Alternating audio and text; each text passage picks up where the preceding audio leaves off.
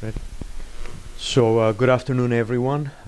It's my distinct privilege today to introduce our speaker in our department seminar, Professor David Allen, who is the Melvin Gertz Regents Chair in Chemical Engineering at the University of Texas in Austin. Professor Allen is one of the most eminent, distinguished scientists in our field of air quality. He's done work on air pollution and has led what is actually one of the finest and biggest in scope, funding, and impact air quality studies. The Texas Air Quality Study, which I'm sure he's going to present today, at least some of the major findings of the study. He has authored some 200 publications in the field of air pollution. His work has been recognized by the National Science Foundation. Also, he sits on a lot of scientific advisory boards, including EPA. And we are very much looking forward to his presentation today. So, Professor Allen. Thank you. Thank you. Yep, I'll just do it up here, right? Great. Well, thank you. And it's going to be my pleasure today to talk to you about air quality in Texas. I started my my work in air quality here in Los Angeles, and so maybe from time to time I'll compare things a little bit to Los Angeles, but mainly I want to tell you about what we've learned from scientific studies about air quality in Texas, and then how we took that information and communicated it into the air quality management process. So what I'm going to do is presume that it's a diverse audience, and not many of you will necessarily know about air pollution, so I'm going to give you a brief overview of air pollutants of concern in Texas and certainly here in Los Angeles, and then I'll give you a summary of some of the major findings from the recent air quality field studies, then how they impacted air quality. Because these field studies tend to involve large numbers of investigators, I'm going to represent broadly the findings here, but what I'll then do is focus on particular elements that my group particularly focused on. So these large air quality studies in this case involve hundreds of investigators. These will be the synthesis of the findings from all those investigators. This will be particularly focusing on what we did, examining some of the main findings out of the overall study. So 4 main parts. This first part, summary of the findings, how it impacted policy, then specifically what we did, and then how it impacted policy. So let's go ahead and begin, and just a brief introduction to some of the air pollutants of concern in Texas. Here you see the city of Houston, downtown Houston, looking out from one of our sampling sites, which was in a tall building to the west of Houston, so you're looking east towards Houston. This was sampling on something like the 62nd floor of an isolated tall building in the western part of Houston. And on the left there you see a relatively clean day in Houston. On the right, a relatively polluted day in Houston, separated by about a week in time. The causes of the visibility degradation that you're seeing is actually the condensed phase in the atmosphere, fine particles. Both liquid and solid in form. In addition to degrading visibility, these are some of the principal causes of mortality associated with air pollution. The other pollutants we're worried about, in addition to the condensed phase, are various gas phase pollutants. And ozone is really used as a surrogate for a broad range of photochemical oxidants that get formed due to the photochemistry. Ozone at ground level is known to be an irritant. And it's associated with increased incidence of respiratory disease. Some of the more controversial public health findings now directly related to mortality. That still remains somewhat controversial, but clearly ozone has a variety of effects and may have even more significant effects as we learn more and more about these gas phase oxidant species, of which ozone is a surrogate. You really need to get the science right to do the right things in air pollution. And the reason why is because the pollutants are not just what gets emitted, it's what gets formed in the atmosphere by a series of very complicated, nonlinear chemical reactions. And these are reactions in the gas phase that involve volatile organic compounds, VOCs as they're commonly referred to, and I'll define those in just a minute, together with oxides of nitrogen. So ozone is formed exclusively in the atmosphere. It's not released directly, but it's formed exclusively by this chemistry. Particles are sometimes emitted directly, but a large fraction of them are formed in the atmosphere by chemistry. So you've got to get the chemistry right if you're going to effectively control air pollutants, if you're going to know what's controlling the rates of formation of things like ozone. You need to know the chemistry in great detail. So I'm going to focus primarily on the gas phase chemistry. For those of you who work in this area, we did a lot of work on particles as part of this big study. We had a so-called fine particulate matter supersite as part of this study on which I was the PI.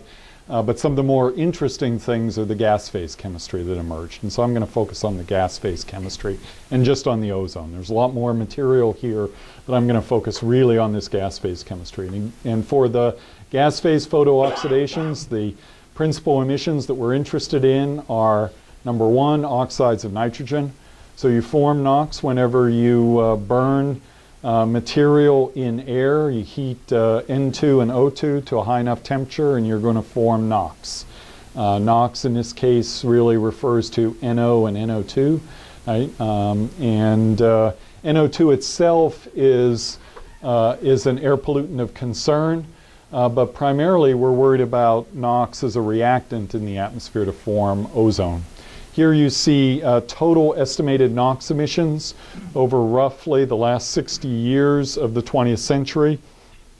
NOx emissions gradually going up until approximately 1970 and then leveling off as a series of air pollution controls began to be implemented in the United States. So this is nationwide NOx emissions.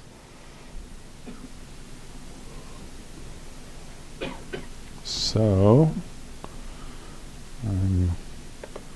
let's try now. Okay, so the other main category of air pollutants are volatile organic compounds. So VOCs are volatile, they're organic, they're mixtures, and they tend to come from a couple of different major types of sources. One is fuels that evaporate, one is fuels that don't get burned completely, and another is things like solvents that evaporate into the atmosphere.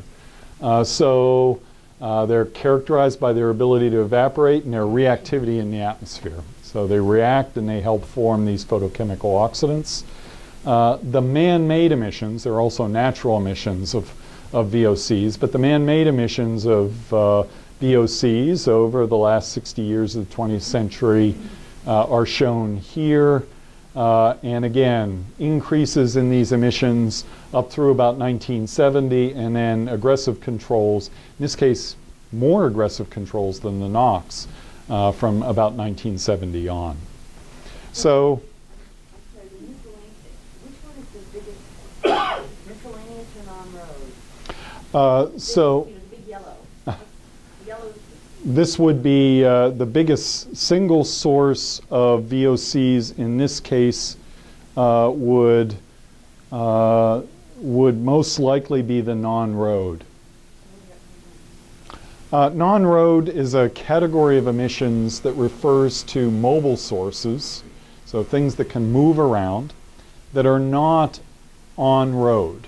All right, and so think snowmobiles, think two-stroke engines that are on vehicles emitting very large amounts of hydrocarbons.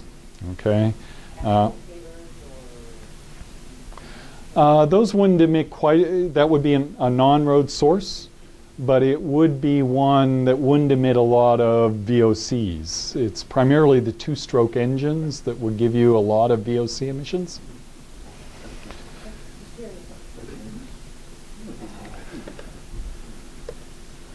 So Houston had a problem, and its problem was primarily the gas phase species. Unlike Los Angeles, which has both severe gas phase air pollution problems and severe particle phase problems, the problem in Houston is primarily the gas phase oxidants.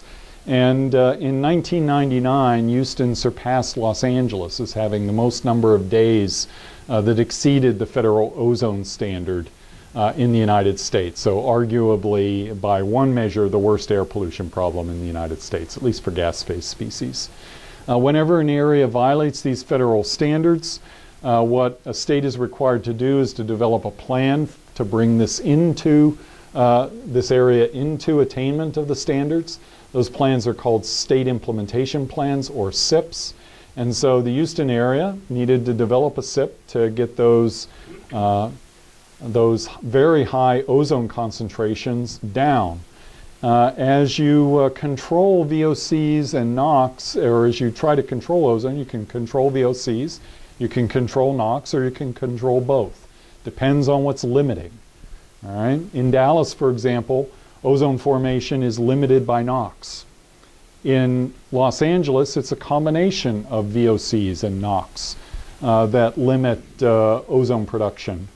In Houston, it was believed, going into this, that NOx emissions exclusively controlled ozone formation. The VOCs were not limiting in terms of how much ozone got formed. It was all about the NOx. So the plan that got developed, that was signed by then Governor Bush in late 1999, called for significant NOx reductions, more than had been done in any other part of the United States, even in Los Angeles, more stringent NOx controls, more than 90% or more controls for point sources, for stacks.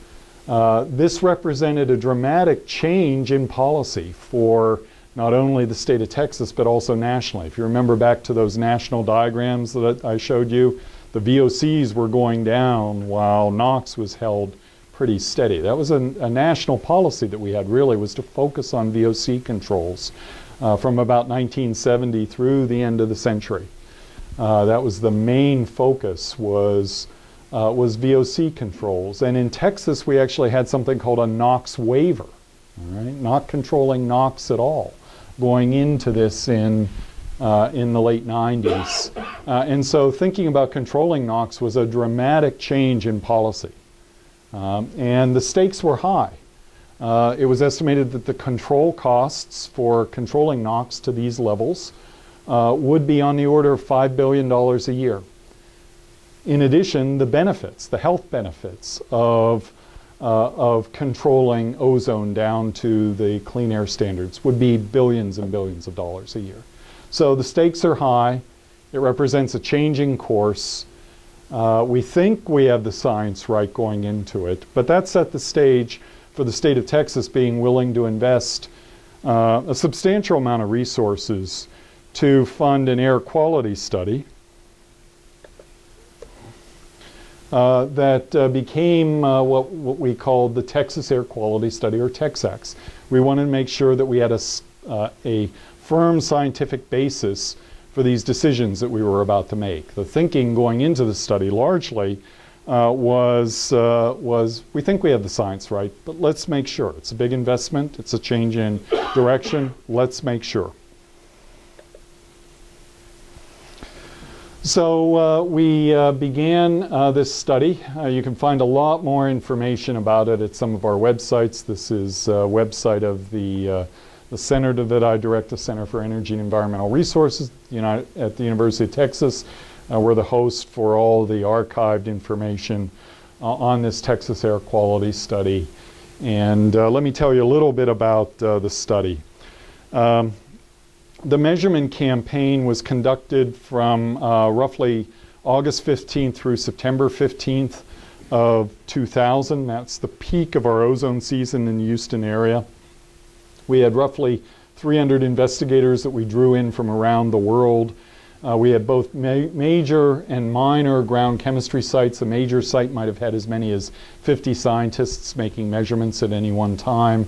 5 aircraft in the air at any given time making measurements.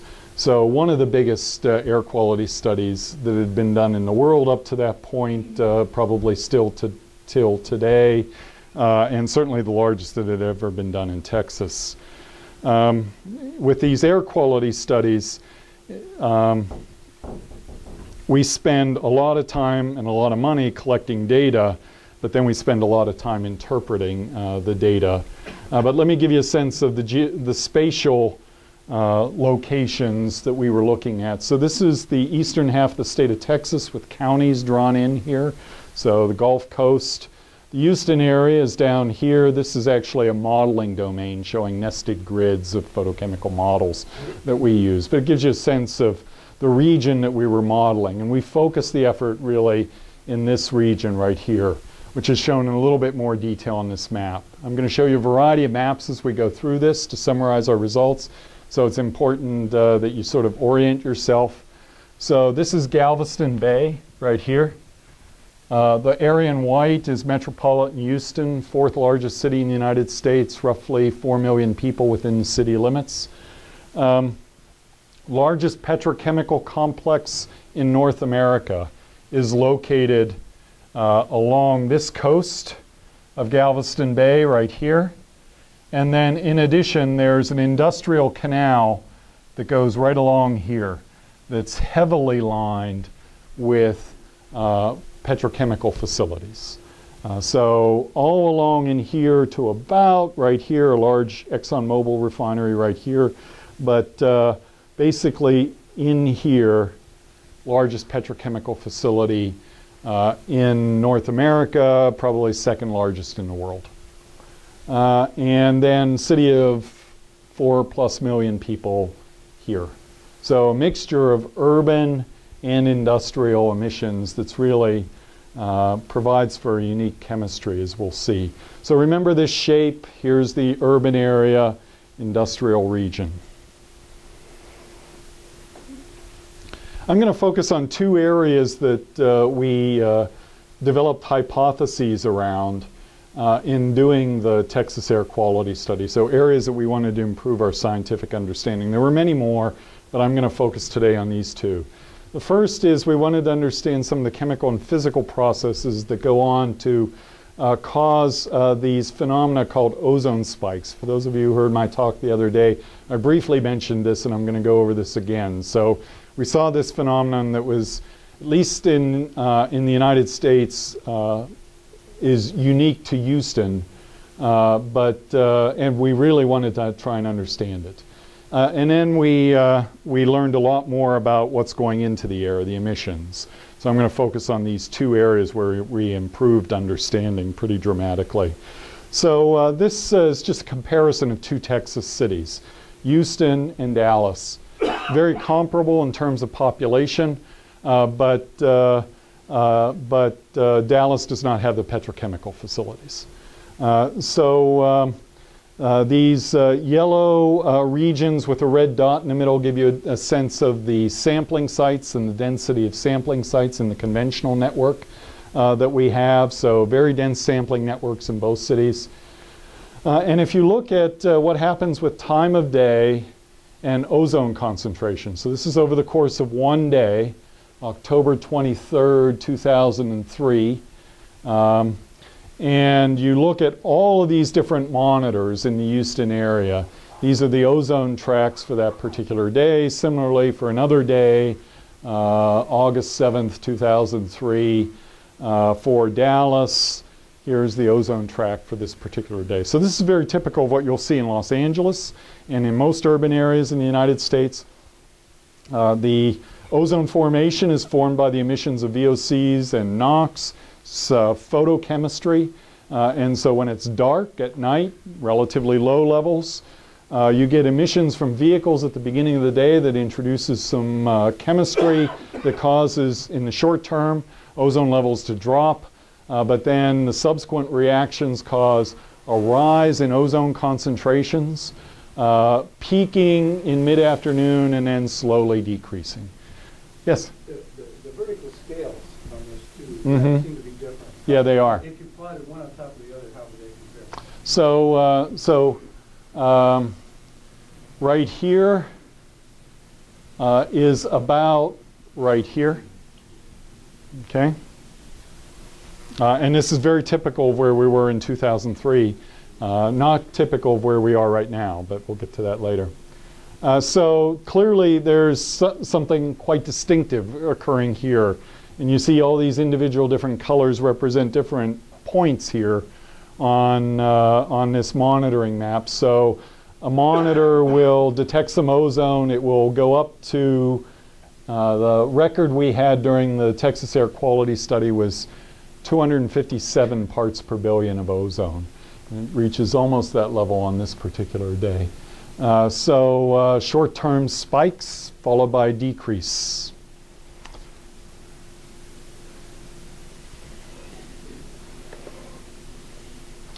And a better way of visualizing this is what tends to happen is you get these little clouds of very high concentration of ozone. And they pass over these monitors. So these are subsequent times of day. So the plume sort of slowly advects, very tight concentration of ozone. This is just an interpolation of measurements on a particular day, ground level measurements on a particular day. So these are all measurement based at ground level. And it shows you how these very high these parcels of air with very high concentrations begin to move around. How does the time progress? 1, 2, 3, 4, like that? 1, 2, 3, 4. So it's blowing generally north? On this particular Is day, that because of the Gulf Stream kind of going up? Because sometimes you think of storms blowing from west to east. okay. But the Gulf Stream, I know, kind of. All right, so in Los Angeles, people get used to thinking of the wind always sort of blowing in the same direction. Maybe on an odd day, there'll be a Santa Ana. In Houston, if you don't like the way the wind's blowing, wait a few minutes. So the pattern is really quite complicated, and I could go into a detailed explanation of it, but there's no consistent pattern from day to day. Okay, this was on a particular day. One common trajectory is like this, but another one is like this, another one is like this, another one is like this. We'll see two different patterns in just a moment. Okay, so one of the things that the Texas air quality study allowed us to do was to get a much better physical understanding of these plumes. And let me describe to you data from a particular aircraft that I think really allows you to visualize this. So let me orient you. This is Galveston Bay. All right, so here's urban Houston. Okay, and this is vertical height in meters above sea level, which is ground level in Houston. And here's the flight track of an airplane. All right, it has a downward-looking instrument that allows you to profile ozone concentrations as a function of height. So this curtain that you're seeing of data is vertical distributions of ozone underneath the aircraft as it does this traverse across Houston. The shocking thing about this, these data were taken in the late afternoon, and if you've flown into Los Angeles and seen that sharp demarcation between polluted air and clean air as your aircraft does its descent, that's the mixed layer that you're passing into in the polluted air. And generally it's referred to as the mixed layer because we believe that the atmospheric turbulence in the mid-afternoon is enough to mix that layer.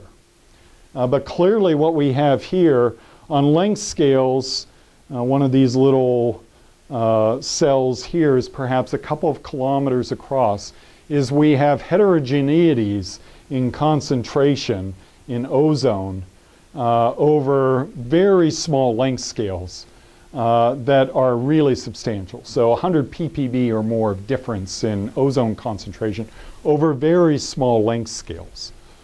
These parcels persist for remarkably long times. That was really a surprising finding from this and sort of a physical understanding. This is another mapping, same aircraft, different way of presenting the data. So again, Galveston Bay here, urban Houston, and on this day the aircraft's making a series of transects like this. On this day the wind is blowing straight parallel to the coast. So clearly, and the colors represent the integrated average concentration under the aircraft of ozone. So clearly, pretty clean, but you're picking up a little bit of a plume here. You still see that plume. Between here and here, something's happened. And you're getting a really big concentration of ozone. This really stays as an incredibly narrow plume for 150 kilometers. Again, very surprising physical structure to this. Normally, we might expect this plume to disperse quite a bit more. So if we're thinking about, well, what's causing these ozone spikes from a physical basis might be one of these little parcels of air passing over a monitor and then moving on, passing over another monitor, moving on. Another model is fairly steady emissions, but a very tight plume. Right? And that plume just varies a couple of degrees, varies another couple of degrees, and you can get in and out of the plume very quickly. And so a couple of potential physical models. We'd also like to have chemical models of these plumes. So, that's physically what may be happening. What's the chemistry? What are the precursors that are leading to these very high pockets of ozone concentration? So ideally what you'd like to do is be able to fly an airplane into these little pockets of air. We had 2 such aircraft. This is one from a Department of Energy aircraft, results from a Department of Energy aircraft. We were sampling for about a month, and the aircraft were flying on about half the days. They'd have an up day, then a down day, but making lots and lots of samples. This is a representation of what they saw in the samples that had the highest degree of photochemistry, the highest rates of ozone formation occurring. So what was happening? And distinctively what was happening was that these parcels of air had very, very high concentration of hydrocarbons. Right? And not just any hydrocarbons, but in particular light olefins, ethylene, propylene, butenes, and not shown here, 1,3-butadiene. Disproportionately those compounds. Now, vehicle exhaust contains relatively small fractions of these materials, not typical of vehicle exhaust. A number of other things, and this is sort of an average. What's shown here is total reactivity of these samples, these really high reactivity samples, and then contributions from these light olefins, from just ethylene and propylene, from just ethylene. And what you see is different of these air parcels had different compositions. On average, they were primarily these light olefins, indicative of industrial sources that make these light olefins or use these light olefins, not necessarily vehicular emissions, but some variability in exactly what the composition is from day to day. So,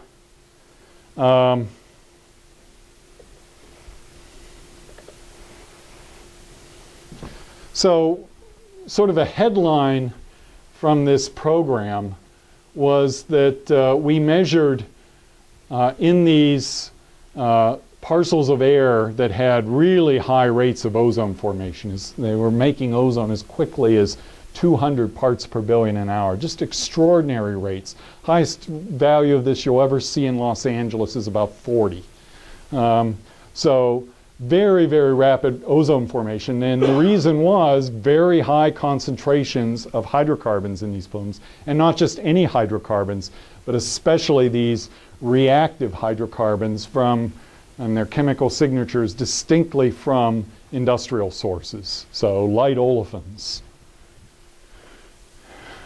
So from this information, it was clear that the NOx strategy that had been approved and that we were about to spend billions of dollars on was not going to work. If you didn't do something about these highly reactive olefins, you wouldn't reduce ozone dramatically in the Houston area. You had to get at this high reactivity of the atmosphere. And so that was clear as soon as we started assembling the data as it streamed in. So we're making the measurements in August and September of 2000. By the end of September, we knew that our $5 billion plan wasn't going to work, that had just been approved by the state. And so what happened then was what was called an accelerated science evaluation. Accelerated because the goal was to put an alternative plan in place based on our improved understanding of the situation in time for Houston to still meet regulatory deadlines, which meant we had about 18 months to change the plan.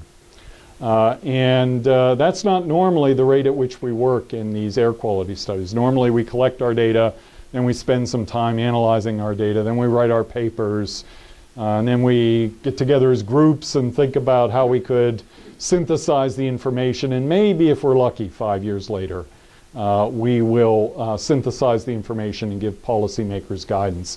Here, if we were going to be effective, if we were going to save expenditures of billions of dollars that would be ineffective, we needed to get that information out right away. So I spent about 18 months out of my life coordinating a consensus report from the hundreds of scientists involved in this activity in this accelerated science evaluation. We had about 500 pages of documents and then a 6-page executive summary for policymakers. So if those of you who follow the IGCC process, very similar sort of documentation. Yes, Ron? You might want to point out NOx control is extremely expensive.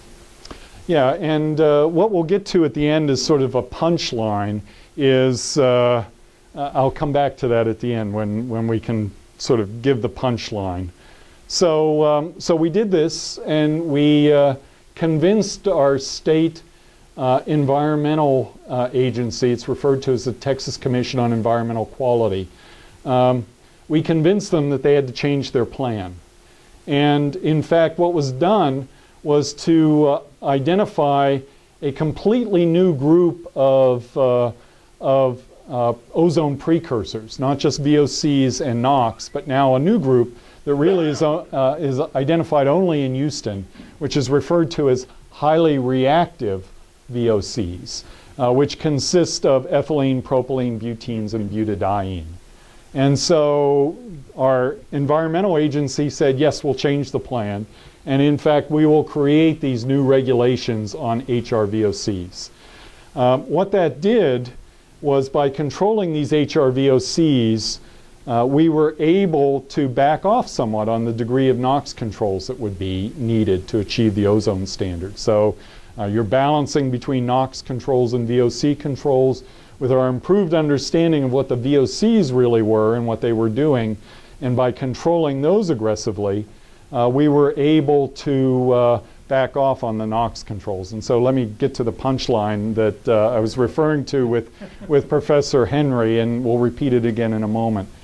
This was really effective for a number of reasons.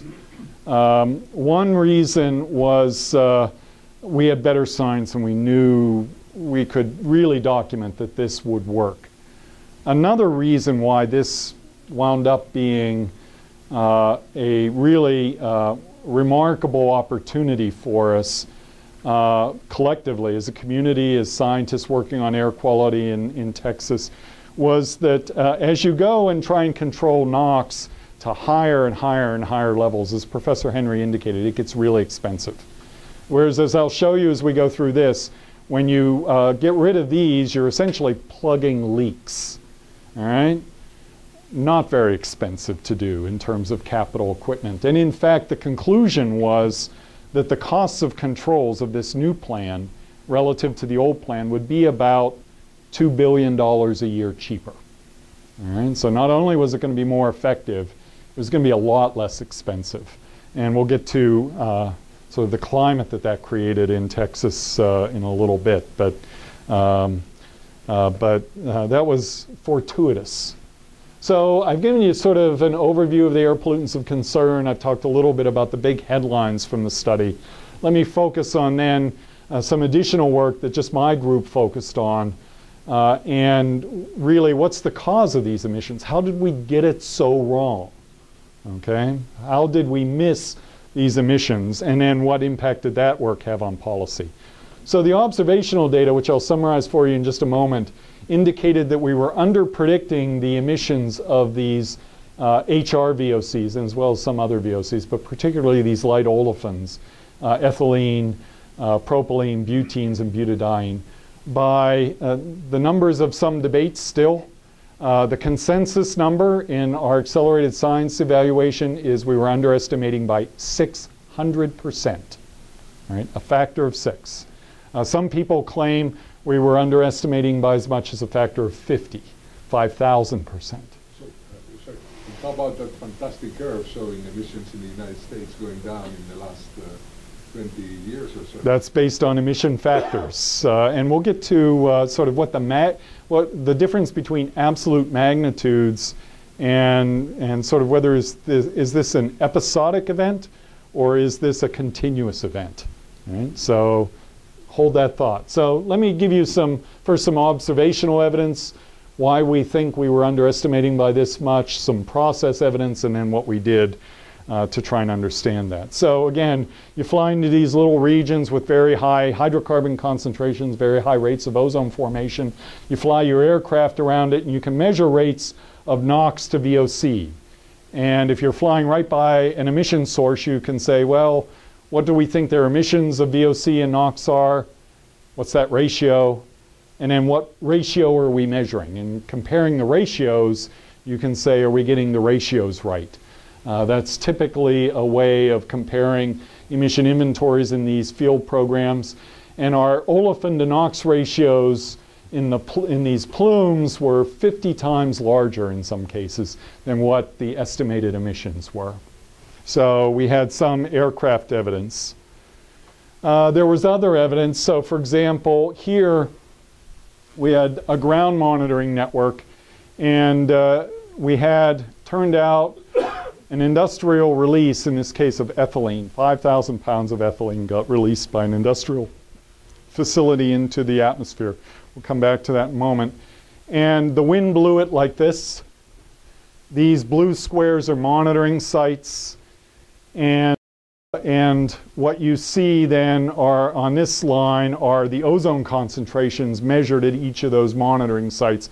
And what happens is that 5,000 pounds gets emitted, and boom, it hits this one, and then this one, and then this one, and then this one, and then this one. Meanwhile, outside of this plume, very low ozone concentrations. Again, evidence of an industrial plume. Yes? Can you say something about the time factors? If there is a source, and then the plume is created, now how much stationary the phenomenon of the plume is relative to the time, the measurement, the path, so that we get some idea of that? Okay, so I'll summarize in a moment what we know about these emission events and what the temporal characteristics of these emission events are. Most of the events we believe to be under an hour in duration. So 5,000 pound release, typically this one was estimated to occur over a half an hour time period. Most of them are well under an hour in duration. Whereas the time it took, if you sort of look at the pattern here, this is over the course of 10, 11, 12, 1, 2, 3, 4, 5, about half a day of time. It advected over about 12 hours over this length scale. All right. I'll skip that one for a moment. Let's look at some of the process data indicating the emissions from these sources. So we had process data indicating variability in point source emissions. One of the things to come out of this study was we have missing emissions. We don't know what's causing them. One potential cause that was clear to us was it could be emission events, upsets occurring at these facilities. And so one of the things that was done by our state environmental agency was to put in place new reporting requirements for industrial emission events. And so beginning in 2003, a new requirement was put in place to report these emission events. Previously we had no data on what the magnitudes of these events were. So we spent some time analyzing these reports. This represents the first year of reporting. And so these are, again, events over and above the normal emissions. I'm reporting them for the first year of reporting. The reporting began roughly January 31st and then extended for the rest of the calendar year 2003 and continues till today. What you're seeing with these little blue lines are magnitudes of emission events. These are emission events for NOx. Okay? And so over the course of a year, each one of these are the 8,760 hours in a year, so it's hourly time resolution. And what this shows is a comparison between these emission rates, and this solid red line is all the industrial facilities in the Houston area. If you add them all up and say what's the industrial facility NOx emissions, that's the red line. Okay, so for NOx emissions, maybe one moderate-sized event. Same thing down here for VOC emissions. So red line, 10,000 pounds an hour, is total emissions from all industrial facilities of VOCs in the Houston area. And these little blue lines here are industrial emission events, 1 hour in duration typically, and from one facility. So imagine what's happening here at the middle of the year, middle of the smog season. One plant is suddenly in 1 hour emitting roughly 10 times what all the combined normal emissions from all the plants are. That's their self-reported emissions. And that happens, as you can see, with a certain regularity. That's for VOCs, and that's shown again here. The total mass here is not that big. It's only about 4%, 2,000 tons over the course of the year, compared to the total integrated area under here. It's 45,000 tons. Total mass is relatively small, but what we're concerned about with ozone is photochemistry that occurs on a daily basis and in particular locations. And what we're doing with these events is focusing it on one place, very large emissions, and that's presents the opportunity to make an awful lot of ozone. If you look at highly reactive VOCs, you see an even more extreme picture. Red line means the same thing again, all the combined emissions from all the industrial facilities. And here are the emissions in single emission events. So really big events. Again, small total of the mass, in this case about 10% of the mass, self-reported emissions. Events that could lead to a lot of ozone formation. And here are just the individual VOCs, very similar sorts of behaviors. So if you want a conceptual model of these emission events, here's how long they last. So almost all of them are under 24 hours, and in fact most of them are under 1 hour in duration. This is sort of a log listing of magnitudes. So on a daily basis, somewhere in the Houston area, some facility is letting loose between 100 and 1,000 pounds of HRVOCs. Roughly 2 to 3 times a week, 142 times a year, 1,000 to 10,000 pounds. Roughly once every 2 weeks or so, between 10,000 and 100,000 pounds. Okay, so these are not continuous events, but not all that infrequent, particularly when we think about the way we evaluate whether we're meeting our clean air standards are the 4th worst day of the year. We look at the 4 worst days of the year when we think about ozone. So how do we understand this? These are the emissions. How does this fit into the photochemistry?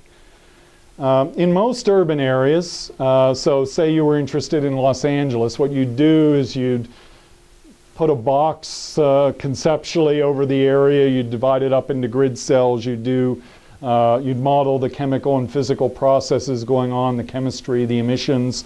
But for the most part, in LA, the emissions every weekday are more or less the same, and they're not all that different on the weekends. All right? And what causes it one day to be smoggy, another not to be, is largely variability in meteorology. All right? So what's happening with sunlight and the wind? In Houston, we certainly have variations in the meteorology from day to day, but superimposed on that, we have these extraordinary variability in the emissions. So what can we do? Well, what we do conceptually then, and this was entirely new in terms of the air quality planning process, is you have to take a stochastic approach to this. You have to say, well, we're going to have certain probabilities of emission events. And we're going to have to, rather than saying we have a single set of emissions, we're going to have to assume that we have a family of potential emission scenarios, an ensemble of emissions. And we'll put that into our photochemical modeling and then develop not a single prediction of what the ozone would be at a single point in time and space, but a probability distribution. Okay? New way of thinking about doing this ozone, but that's what we needed to do to model this system. We did a lot of modeling in support of this. We didn't have, and I would argue we probably still don't have the resources to consider enough emission snapshots, a really complete ensemble with our full regional photochemical model. So we developed a condensed version of the model. Essentially, we cut out a cookie cutter area of the industrial region, and we modeled that in great detail, and we modified boundary conditions. I can talk to any of you who'd like to know the details of that modeling.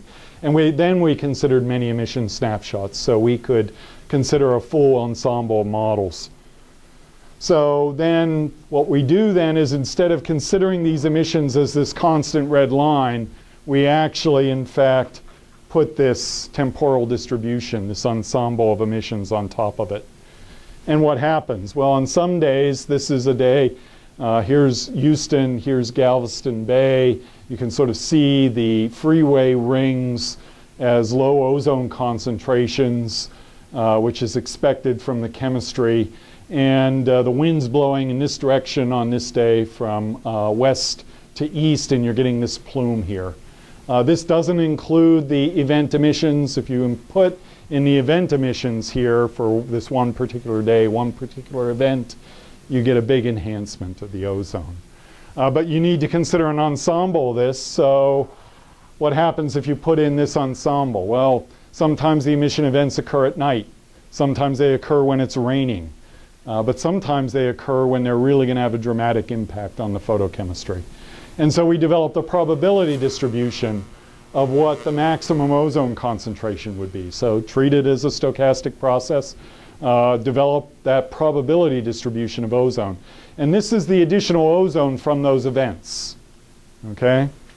And what you, yes? I don't understand what you mean by stochastic. What is stochastic about it? The sources are randomly occurring in time, so there are some kind of Poissonian families. But what part is stochastic?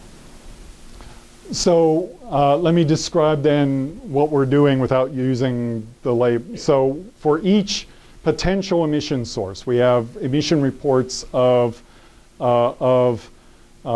events from a variety of locations throughout this region. So we pick a point in time. We know what the probability of having a particular emission event size at a particular location is. We develop a probability distribution for that source. We then pick a time. We calculate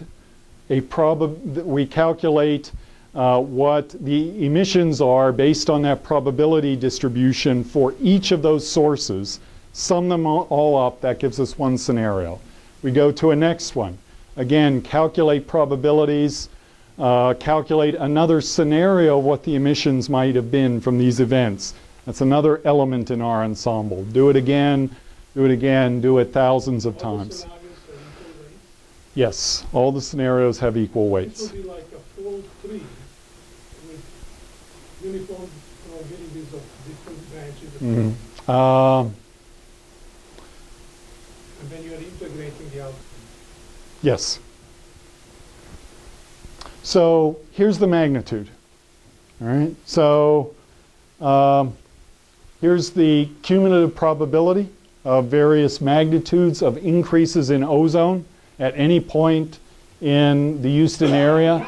And for 80% of these emission events, the impact is relatively small, 1 ppb or less. But for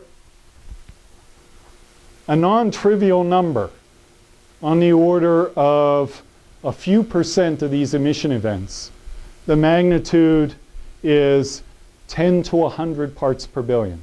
To put that number in context, just the emission event would violate the standard then. Okay? So since our regulations are based on the 4th highest day over the course of a year, these are clearly something that we're going to need to deal with in a significant way. So this is just another way of representing this. So here is a particular point in space looking at a number of different scenarios for emission events, and you can see some of the variability. So you see a particular rise at this particular point at a particular time of day. So many such ways of evaluating this. If you're thinking, well, I'm glad I don't live in Houston and I'm glad I don't live there, recognize that this emission variability is not confined to Houston. It's not confined to petrochemical facilities. Just as an aside, in my next slide, I'll show you emissions from a cement kiln. Cement production is ubiquitous. This is a time history of NOx emissions from a cement kiln. So in general, we would model these emissions as constant in our air quality planning processes, in our photochemical models. The dynamics of these emissions, the temporal patterns of these emissions are going to be really important, and we've been making assumptions about what these are, and we're getting to a point where we really need to understand their temporal behavior. So we presented all this. What did our state environmental agency do?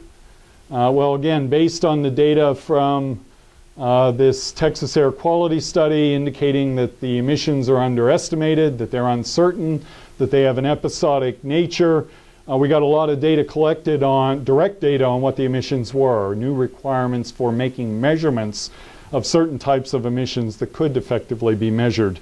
And then new caps on episodic emissions were established.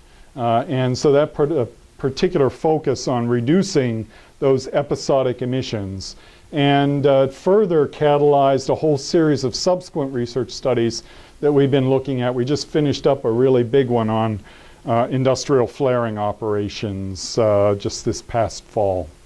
So in TexAQS, we learned a lot about these chemical and physical processes that led to these high ozone concentrations.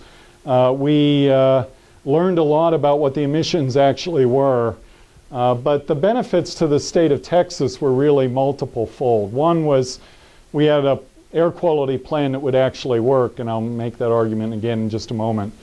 And our policymakers had more confidence in their decision-making process because of this information.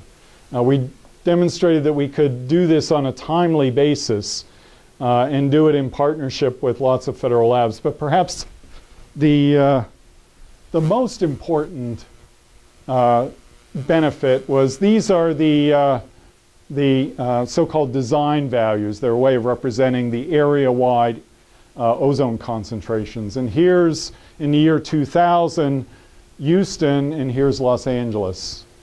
And here's what Los Angeles has done over the last decade. Here's what Houston has done over the last decade. Houston has gone from having a worse ozone problem than Los Angeles to meeting the current air quality standard for ozone. It doesn't even have the worst air pollution problem in Texas anymore. Dallas has that. This is just a series of monitors throughout Texas, and then compared to a bunch of other states as well. So the real benefit is these reductions in air pollution levels.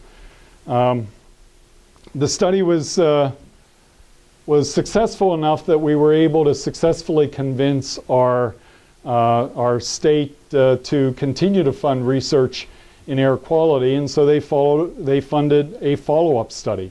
We called that TexAQS II, and it wound up being on the following timeline. We made our measurements in 2005 and 2006, a bit longer in the field than we were in 2000, and we're still pulling together much of this analysis. Much of it's already gone into the planning process, but we don't have quite as complete a story to tell you in terms of all the actions that have been taken and so on. So I chose to focus on the year 2000 study, but we're now doing the final wrap-up on this second study that was done.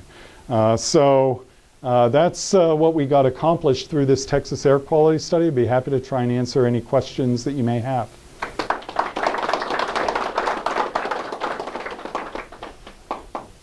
Any questions from speakers? Yes, actually, the questions to both of you are, yes, it would be to compare what is the measurements density which you have showed, and the density of measurements in Los Angeles. How do we compare? Obviously, it seems to me that we're getting many more density, much more measurements from Houston than we're getting from Los Angeles. Am I right? The spatial, in fact, that's actually one of the fascinating aspects of the story. So, you know, the spatial heterogeneity of the pollution depends very much on the sources, and therefore on a specific location that you can measure.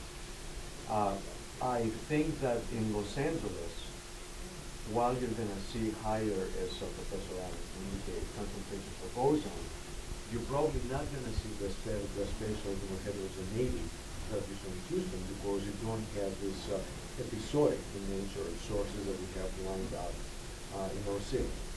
So for ozone, you probably don't need as extensive monitoring network in Los Angeles, but you probably need it for a host of other pollutants, for example, traffic.